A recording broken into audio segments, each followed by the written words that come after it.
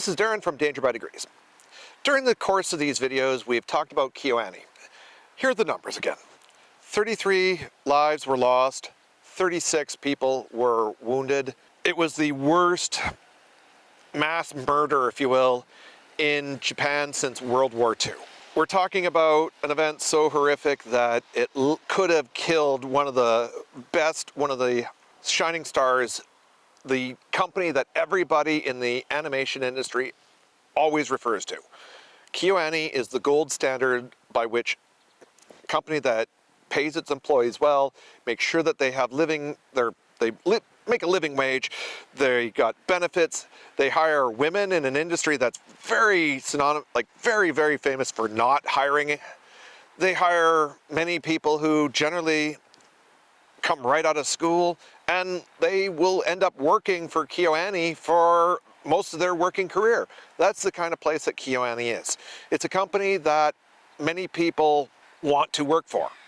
Kyo Ani is famous for such things as the dragon-made Kyobashi, or Kyobashi, I can never pronounce it, even though I've been trained to speak Japanese. They have produced such works as Violet Evergarden, Free, Sound Euphorium. They've produced stuff that could be considered a slice of life, to moe, to truly serious works, such as Violet Evergarden.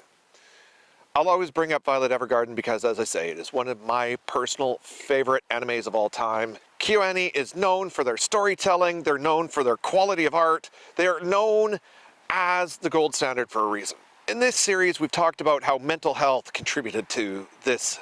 We've talked about how entertainment industry and entertainment personalities tend to be a little bit more focus of these kinds of violent actions. We've talked about how violence in general can be a source of tragedy in workplaces. We've talked about, for instance, with Mr. X, we've talked about how he saw that his work had been stolen when there is pretty much no evidence. We talked about how Kyo Ani, well, they probably couldn't have stopped this.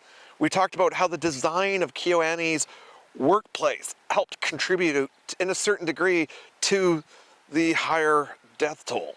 And it's sad to say, but the place that they were working at, it didn't have a fire control system because the local laws in that area didn't really require it.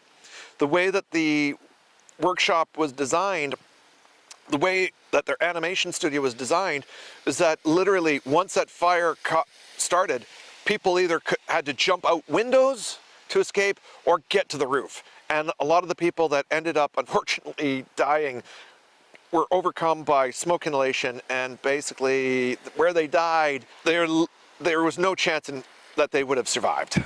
Literally, they got up there, and in less than 2 minutes, pretty much all of them were probably overcome by smoke asphyxiation and died. 33 lives were lost, 36 were wounded. We showed in the last video how resilient Kyo Ani is, because Kyo Ani is back producing, possibly not to the same strength that they were before this. It's going to take time to replace the human capital that they lost. They're going to take time to really train and get new animators up to the same skill that those who had been lost were at. It's going to take time for producers and keyframe editors and people like that to get their skill base back. It's going to take time. And it's already been a year plus since this event. To the people that are working at Kyo Ani, I am a fan. And many of those that are here at Danger by Degrees are also fans. We want you to know that we would not have done this video if there wasn't something greater that could come from this tragedy. It's in that respect that we pay homage to the 33 that were lost, because we learn from these accidents. These are kinds of lessons that we don't want to teach, but unfortunately, they have to be taught sometimes, somewhere, somehow. It's only through tragedy that we see, that we learn and we grow. In this series, we've talked about resiliency. We've talked about violence and how this is a form that could be a tragedy. We've talked about safety in the workplace by both design and, in this case, mitigation, and how you can effectively design your workplace to at least hopefully give people a better chance of surviving an event like this. All I can say is this has been a tragedy, and I hope that by learning about how Kyo Ani is the gold standard, that Kyo Ani will come back stronger and produce even better product than they've ever done before. Just as Kyo Ani has told their story, I have told it from the idea from an emergency management perspective. I could go into so much more on this, but really, most people, unless you're an emergency responder or an emergency nerd, it wouldn't make much sense.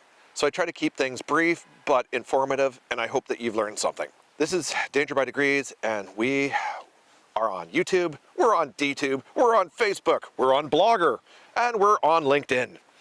You can get a hold of us by email at dangerbydegrees@gmail.com, and we even have a website now, Danger by Degree, not degrees, dangerbydegree.com.